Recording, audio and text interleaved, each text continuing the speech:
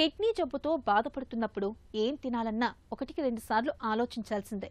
Protein ఆహారాన్ని ఎక్కువగా తినకూడదని, నీళ్లు ఎక్కువగా తాగకూడదని, పొటాషియం లభించే వాటిని తక్కువగా తీసుకోవాలని ఇలా సవాలక్ష ఆంక్షలు పెడుతూ ఉంటారు.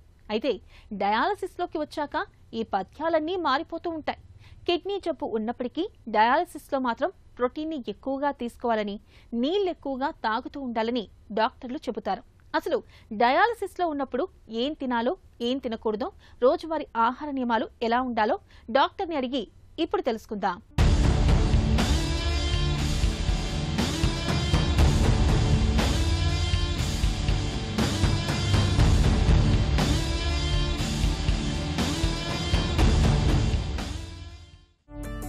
డయాలసిస్లో ఉన్నప్పుడు ఆహారపు అలవాట్లలో మార్పులు అవసరమా?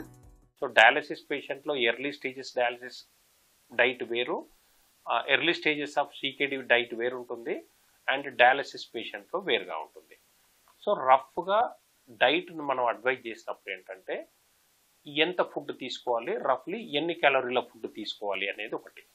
సో మనం అబ్జర్వ్ చేసినట్టయితే చాలా మందికి కూడా డయాలసిస్ పేషెంట్స్లలో ఏంటంటే ఒకటి కాన్స్టిట్యూషనల్ సిమ్టమ్స్ అంటాం, అంటే వాళ్ళ కిడ్నీ ఫెయిల్యూర్ వల్ల, కొన్నిసార్లు డయాలసిస్ కరెక్ట్గా కాకపోవడం వల్ల, ఆర్ అడిక్వసీ ఆఫ్ డయాలసిస్ లేకపోవడం వల్ల, ఆర్ కొన్నిసార్లు ఏంటంటే అండర్లయింగ్ ఎక్కడైనా బాడీలో ఇన్ఫెక్షన్ ఉండడం వల్ల వాళ్ళకు ఇంటేక్ ఆఫ్ ఫుడ్ అనేది చాలా తక్కువగా ఉంటుంది.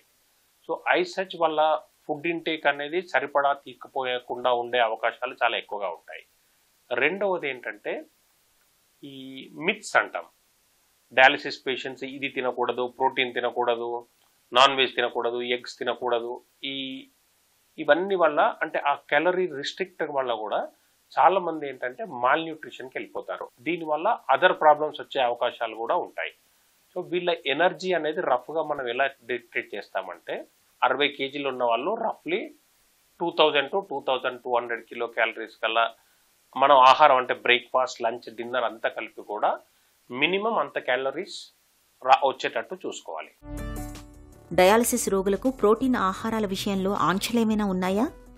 ఈ డయాలసిస్ పేషెంట్లలో హీమోడయాలసిస్ పేషెంట్స్ అయితే ఏంటంటే డైలీ ప్రోటీన్ ఇంటేక్ అనేది 60 కేజీస్ ఉన్న పేషెంట్ 60 నుంచి 72 గ్రాముల ప్రోటీన్ పర్ డే తీసుకోవచ్చు. పెరిటోనియల్ డయాలసిస్ పేషెంట్స్ అయితే 60 కేజీస్ ఉన్న person up to 90 grams of protein per day తీసుకోవాల్సిన అవసరం ఉంటుంది. చాలా మంది ఏం చేస్తారంటే ఈ dialysis patients, CKD patients protein తినకూడదు అని చెప్పేసి నార్మల్గా పప్పులు అవాయిడ్ చేస్తూ ఉంటారు, నాన్ వెజ్ అవాయిడ్ చేస్తూ ఉంటారు. దీనివల్ల ఏంటంటే ప్రోటీన్ అనేది ఓన్లీ 20 to 30% ఆఫ్ ద పేషెంట్స్లనే అంత రిక్వైర్డ్ ప్రోటీన్ ఉంటుంది మన యావరేజ్ ఇండియన్ డైట్ తీసుకున్నట్టయితే. అండ్ దాంట్లో మనం రిస్ట్రిక్ట్ చేయడం వల్ల వాళ్ళకు బాడీకి ప్రోటీన్ అవసరం ఉన్న దాంట్లో ఈవెన్ మనం 50% కూడా ఇవ్వలేకపోతూ ఉంటాం.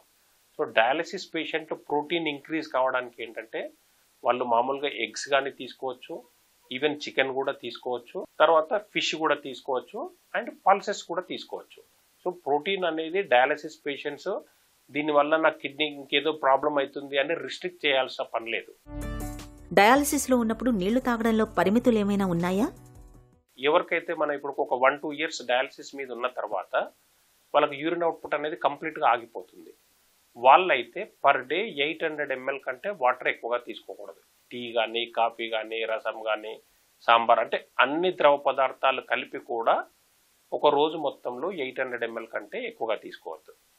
ఇనిషియల్ స్టేజెస్లో ఎవరికైతే యూరిన్ అవుట్పుట్ ఉంటుందో వాళ్ళు ఆ ఒక రోజులో యూరిన్ ఎంత వెళ్తున్నారో ప్లస్ 800 ml ఎక్స్ట్రా, అంతకంటే వాటర్ ఎక్కువగా తీసుకోకూడదు. సో మనం అంతే తీసుకుంటున్నామా, ఎక్కువగా తీసుకుంటున్నామా అనేది ఎలా ఐడియా వస్తుంది అంటే ఎప్పుడైనా ఒక డయాలసిస్కి ఇంకొక డయాలసిస్కి మధ్యలో 2.5 kgs కంటే వెయిట్ పెరిగినట్టు ఏదంటే మనం తీసుకున్న వాటర్ అనేది ఎక్కువగా ఉన్నదని గుర్తించి ఆ వాటర్ క్వాంటిటీని కానీ సాల్ట్ క్వాంటిటీని కానీ తగ్గియాల్సి ఉంటుంది. అట్లాగే పెరిటోనియల్ డయాలసిస్ పేషెంట్లు ఏంటంటే మనం వాళ్ళు ఎక్స్చేంజ్ చేసుకున్నప్పుడు suppose everyday 1.5 litre 2 litres water extra వస్తుంది, అయినప్పటికీ కూడా కాళ్ళ వాపులు ఉన్నాయి అంటే వాళ్ళ వాటర్ ఇంటేక్ అనేది బాడీ రిక్వైర్మెంట్ కంటే ఎక్కువగా తీసుకున్నట్టు గుర్తించి ఆ వాటర్ క్వాంటిటీని కానీ సాల్ట్ క్వాంటిటీని కానీ తగ్గియాల్సి ఉంటుంది. డయాలసిస్లో ఉన్నప్పుడు పొటాషియం లభించే ఆహారాలు తినొచ్చా, తినకూడదా? పొటాషియం ఎక్కువగా ఉన్న ఆహార పదార్థాలు డయాలసిస్ పేషెంట్స్ తీసుకోకూడదు.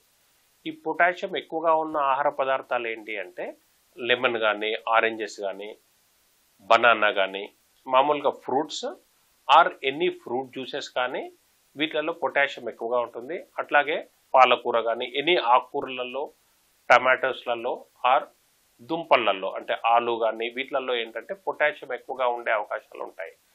సో అందరు డయాలసిస్ పేషెంట్స్కి ఈ ఫుడ్ అంతా రిస్ట్రిక్ట్ చేయమని చెప్పము. సపోజ్ కొంతమందికి డయాలసిస్ చేసుకున్నప్పుడు వాళ్ళ పొటాషియం అనేది కంప్లీట్గా నార్మల్గా మెయింటైన్ అవుతుంది. సో వాళ్ళు మోతాదులో ఈ ఆహార పదార్థాలు అన్నిటిని తీసుకోవచ్చు. అండ్ డైట్లో స్పెషల్ ప్రికాషన్స్ ఏం అవసరం లేదు. ఎవరికైతే 20% ఆఫ్ ద డయాలసిస్ పేషెంట్స్కి మనం డయాలసిస్ చేస్తున్నప్పటికీ కూడా పొటాషియం ఎక్కువగా ఉన్నట్టు ఏదుంటే వాళ్ళకు మాత్రమే పొటాషియం రిస్ట్రిక్టెడ్ డైట్ చెప్తాం, కానీ అందరు పేషెంట్లకి పొటాషియం రిస్ట్రిక్టెడ్ డైట్ అనేది అడ్వైజబుల్ కాదు. డబల్ కుకింగ్ లేదా లీచింగ్ అంటే ఏంటి? ఫస్ట్ వెజిటేబుల్స్ని వాటర్లో పెట్టేసి ఒక 5 minutes బాయిల్ చేయాలి.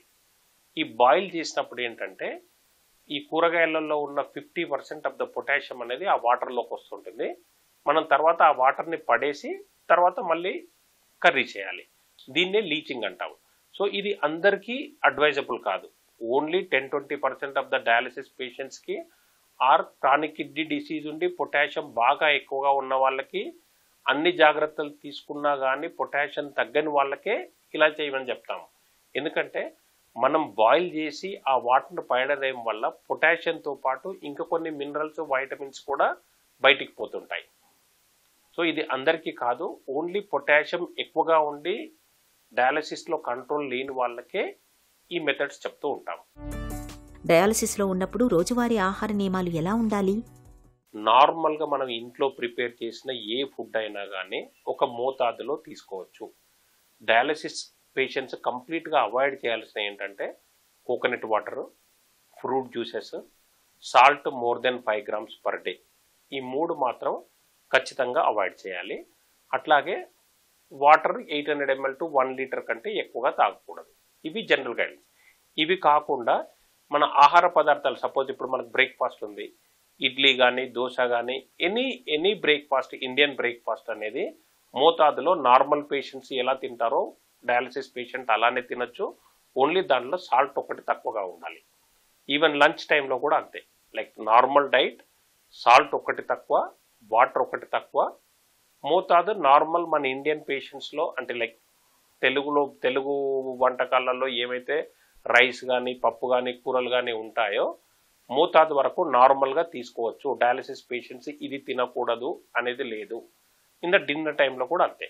అండ్ వీళ్ళ ప్రోటీన్ క్వాంటిటీని మెజర్ చేయడం కోసం ఏంటంటే ఎక్కువ కావడానికి ఏంటంటే వీళ్ళు పప్పులు కానీ, పన్నీర్ కానీ, ఈవెన్ ఫిష్ కానీ, ఎగ్ కానీ, చికెన్ కానీ నార్మల్గా తీసుకోవచ్చు.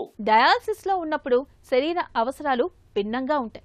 ఓవైపు కిడ్నీ జబ్బు ఉన్నప్పటికీ ప్రోటీన్ ఫుడ్స్, నీళ్లను, పొటాషియం లభించే వాటిని ఎక్కువగా తీసుకోవాల్సి ఉంటుంది.